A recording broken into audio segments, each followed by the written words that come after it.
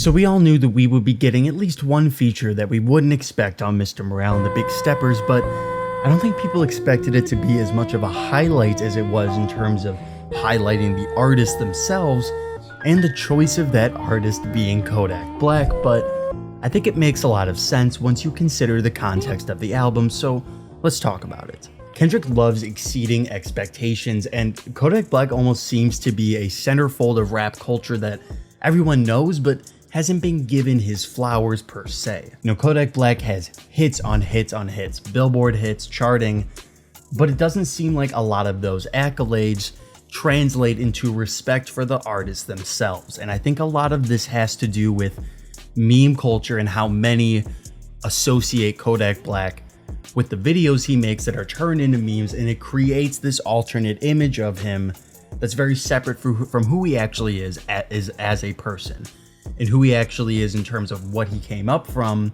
and how he came to be such a successful rapper. I want to point to this lyric on the song Savior that says, "Like it when they pro-black, but I'm more Kodak Black." And he leads into that with a very, very justified critique on the black squares that we saw on Instagram and sort of the silence behind that, saying even blacked out screens and called it solidarity. Meditating in silence made you want to tell on me. And I love the point that Kendrick's making here and essentially saying you don't want to have real dialogue, real conversations, recognizing our reference point and where we come from and how we look at certain issues within the context of knowing how we came up and how we escaped these negative environments and made a decorated career out of it, in which label execs are making money from these artists expressing their real lived experiences, ones that these label execs have no nuance on whatsoever.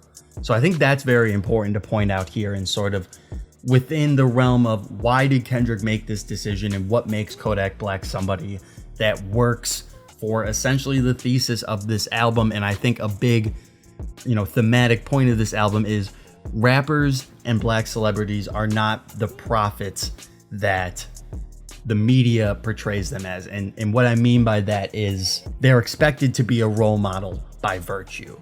And I think that's very dismissive of, like Kendrick saying here, the ways they come up, the ways they grew up, and the perspectives that they have, and sort of make them and mold them into this perfect sort of inspirational, role model. And, saying, Future told you to buy a money counter, but he's not your savior. J. Cole inspired you, he's not your saver, talking about LeBron, and these figures in culture that are very widely respected and many look up to in a role model-esque way. And then Kendrick's making the point here that these people are not your prophets. Don't look to them for guidance. That comes from you and your experiences, because all these artists are doing the best that they can do with their experiences that they've had to be a positive role model. And Kendrick's saying here that perfection is unattainable, so stop looking for it. And I thought when I first heard that, I thought he got the point across in a very beautiful and satirical way, especially on his critique of the black screens and the silence that I think many confused and sort of wanted to label as, allegiance and alliance. But really, it just came out as lazy and people not wanting to do the actual work and having the real conversations that need to be had. Leading up to Kodak Black's feature on the album and sort of a sonic shift on the album, Kendrick is saying time and time again, I can't please everyone. I can't please everyone. He wants to make real music that speaks on his experiences and trauma and make that into something great or something transformative. And we saw that with Good Kid, Mad City, and we saw that with To Pimp a Butterfly.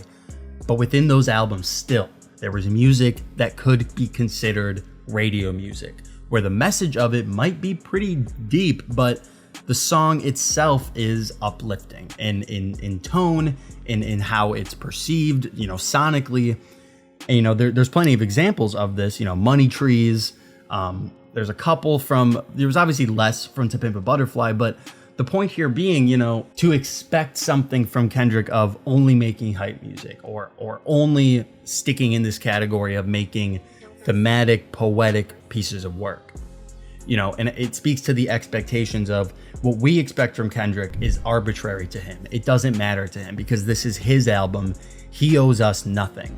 He doesn't owe his audience anything. And I think that's a point he makes here when saying these artists are not your saviors, is they are people too, just as much as us.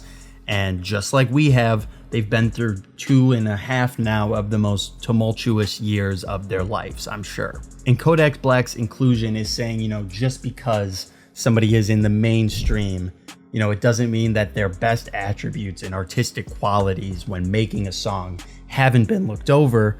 And I think Kendrick made a great point of going over some of the stuff that Kodak Black is the best at and giving him that space on the album.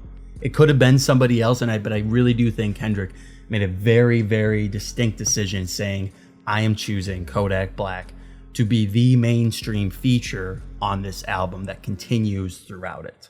So what did you think of, you know, the Kodak features that ran throughout the album and the album as a whole? I'm going to talk about it more. I'm going to talk about the features on it, the production on it, all of that. So let me know what you think. Subscribe, like, comment, all of that. I really appreciate it. More than anything, have a great weekend. Thank you.